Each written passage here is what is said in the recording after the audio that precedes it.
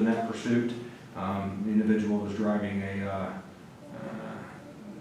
Dodge Mopar product, high-speed vehicle, fled the area in 130 miles an hour plus.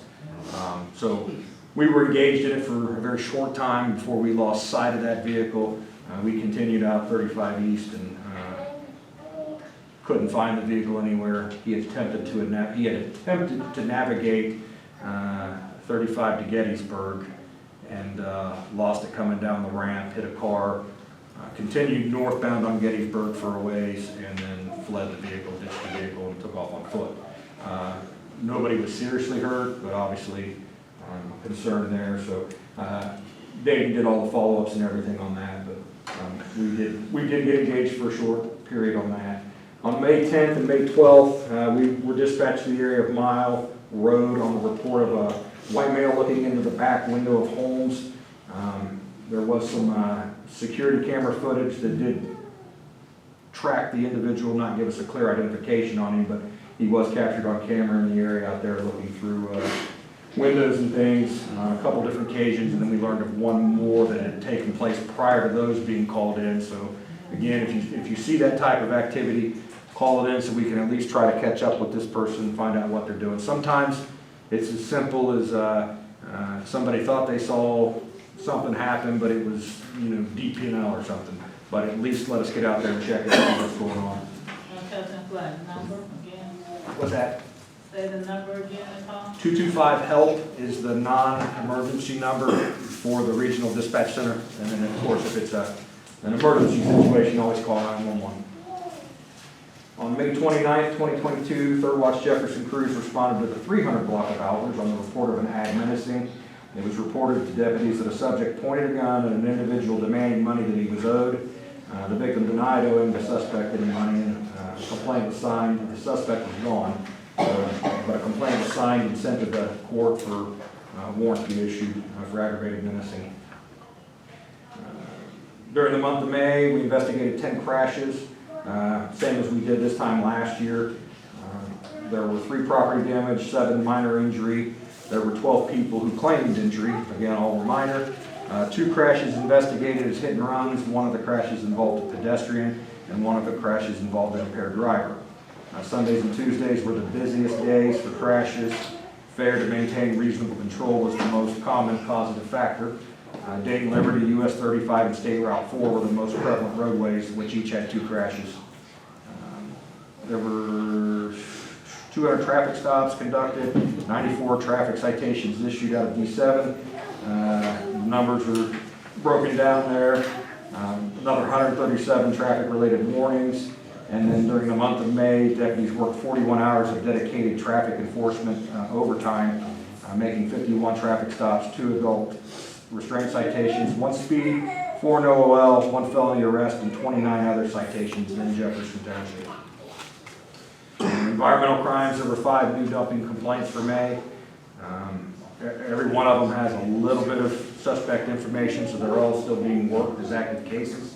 And then litter crews worked on cleaning the area of US 35, Infirmary Road, and Derby Road. And then total calls for the month, 668, wrote 154 reports. We called forensic services 29 times, made 12 felony arrests and 12 misdemeanor arrests. And I'll leave it at that. I just want to say thank you and to the road department for bringing the inmates out and picking up the trash, and the road department going back and picking up. You guys really were working together on that, and the township looks better. It honestly does. So I just want to make sure I say thank you. You're welcome. Can you tell me more about, did you find anything out about the dumping on Horny Road? Yes. I think that, so, and if I get this wrong, stop me. I think the tag on that one that was provided, am I right so far, there was a license plate provided on that one? I don't know that one, they didn't tell me anything. Or the one I emailed you about. Okay, so that's a different one. On that one, we did recover a trailer unbeknownst to what this call would become. Midnights ran across an abandoned trailer in the middle of the road. It was a homemade job, so we were able to link that to the likelihood that it was the one doing the dumping that was discovered later in the day when the sun came up. That vehicle's at Sandy, so we're checking it out, trying to see if there's some kind of indicator or identifying a number on it that we can link back to somebody. She's still working on that case now, so we don't have a name or anything to put with it yet, but it's not a dead case. And then I also have the big one. Bring it in here again for a second time because windows were unlocked, left unlocked. Did you find anything out about the information I gave the forensic? So we have a name in mind. We're going to wait on the evidence to come back from the crime lab and see if we can't link any of that up to the name we have in mind. There's some unique characteristics there that are similar to a known subject to us. So we'll see where that goes once the crime lab finishes with the evidence. And, So my cameras were good. the camera may be good for us. But there's no other cameras on this building besides the ones we have back here and the one in the home.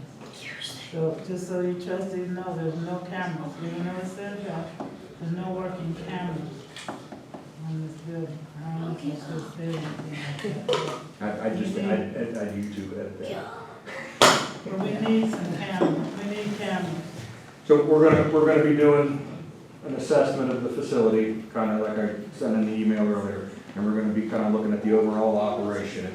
It's a county building with numerous tenants, numerous needs, different schedules, different purposes. So we're gonna kind of weigh all that out, see what we got, see what's in place, see what the first steps are to increase the security quickly, efficiently, and at the lowest cost, and then we're gonna build off of that.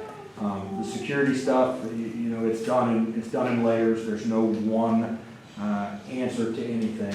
You have to have from the ground up. It's going to start with the employee inside the building, making sure the windows are locked, alarm systems, camera systems, fencing, lighting, everything. So it all kind of complements each other, and we're just going to kind of be evaluating all that here over the next few weeks, and we are putting together some training for employees that we'll push out on some situational awareness. We'll schedule some dates and just try to get everybody feeling at ease. The individual we have in mind, not that it helps when they're crawling through a window in the middle of the night, but they do not have a violent history.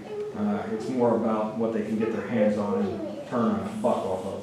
So I was wondering what he was looking for with 3 minutes to be in my office. And I'm like, what are you looking for? anything that can turn into cash. Thank you. You're welcome. Thank you, sir. That's all I have. Appreciate it. All right, Carl, you're next. Thank you. We worked on paying bills, responded to emails, done daily station chores, replaced ceiling bulbs, light bulbs at 59s and 60s, mowed the yard and done some weed eating at 60s. We've done vehicle maintenance, all in the 59 and 60. Engine 62, engine 59, mainly minor repairs. EMS was busy with training,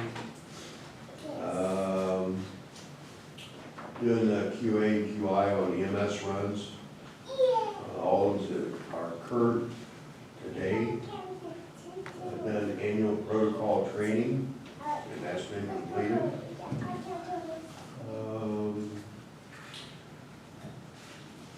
Emergency vehicle operation class was held on May 21st at Station 60. And then within the next couple of months, we'll be going out and doing emergency vehicle driving at one location. We had 170 EMS runs, 38 fire runs, 4 structure fires, 3 investigations, 5 auto accidents, 2 automatic alarms. We received mutual aid from Trotwood once, Farmersville none, Dayton once, Marine once, West Carrollton once, Minot Valley Fire District twice, and we gave Dayton mutual aid twice, and Trotwood once.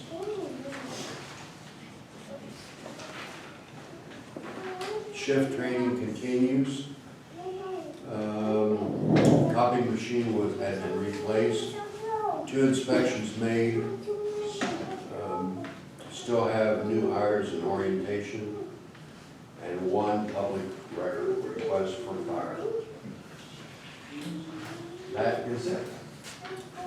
Chief Wright, have you heard anything about what is it, the Family Dollar on, Been completed. no, no one never got in touch with you? No, but it's been taken care of. Okay, great, good. Let's get back to same boat again. I have a question on engine 62. What is engine 62?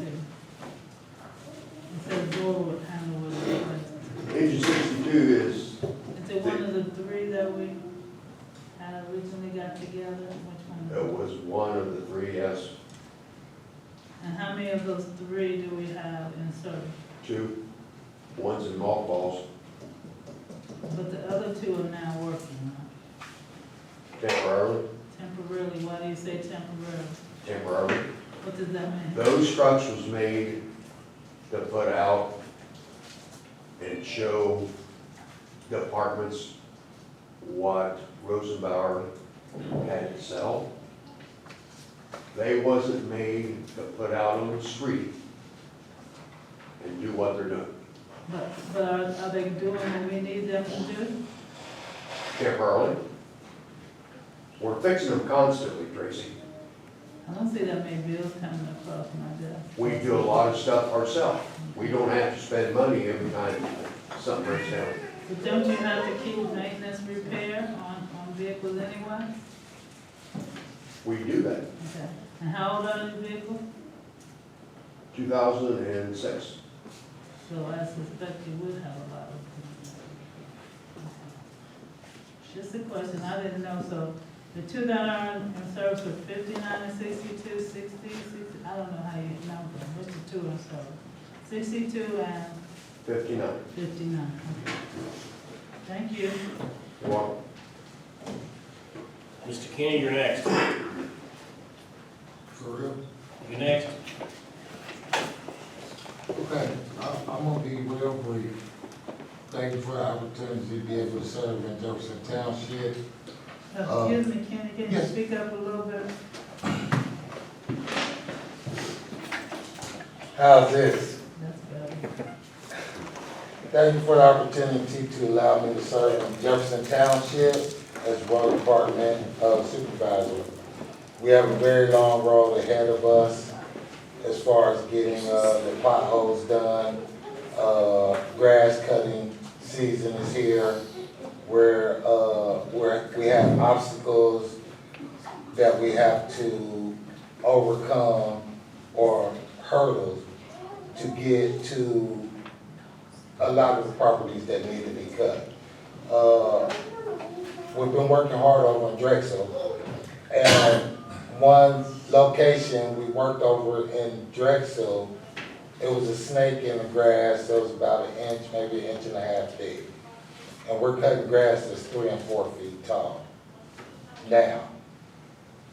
And those were some of the pictures that I sent to you on some of the properties that we already obtained that were on the list. And some of the properties have parcel numbers, and if I was on point or off point, we just going by the parcel numbers, and we're trying to make an impression over in Drexel. So Drexel can, the neighborhood of Drexel and the people will take more pride in their area. So we will look for, when the new budget comes, we want to try to get some new beds for the dump trucks because they're rusted out and holdy, and we're losing more product than we're able to haul. So it's gonna be a position of keeping money back in our pockets and being able to use salt where it needs to go instead of we sawed up and it drops in the driveway. We also would like to get rid of, a couple of vehicles that are over there because the maintenance on the vehicles, and they're over 200,000 miles on the vehicles. Some of them we will keep, but a couple of them we would like to, if we can get it traded in or sold, so we can look at some updated vehicles, that would be in our favor.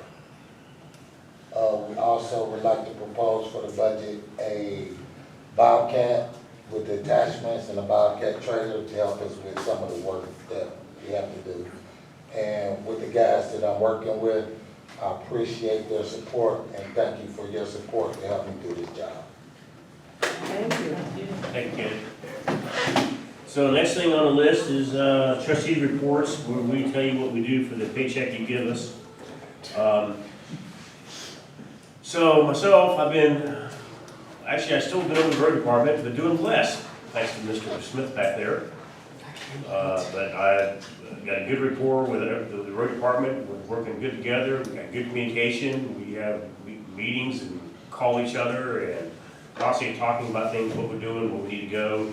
And we talked about those things in the work session before you're here, Kenny, the dump beds and the new vehicles, and because we bought that Blazer and the Ranger we bought used, we keep buying used vehicles, and I think you guys will take care of the new stuff, and I think we need to buy some things, time to buy some new vehicles. So, anyway, most of my time has been spent on the road department and paperwork. So that's what I've done for my paycheck. Jim McGuire, you're next. Thank you for what you do. Thank you. No report. Trustee I just Back. want- Trustee, yes, Sheila. Yes. I have had several phone calls regarding zoning. Jim, have you talked to anybody about zoning or reached out or? I've talked to quite a few. There's a couple you've been talking to, so it's not clear who needs to be called, who doesn't need to be called. Yeah, because nobody has called. I haven't had any response to see where you're at with that, but I am getting a lot of people contacting me regarding zoning issues that I am forwarding to both you and Trustee McLaughlin, so that you guys can address that. But yes, I've spoken with pretty much the surrounding municipalities about a zoning officer, the city of Dayton. And I still haven't gotten a response as far as anybody that's interested. I was able to get the Goodwill started, came in, I had to clean up the administrative office to prepare it for the new administrator.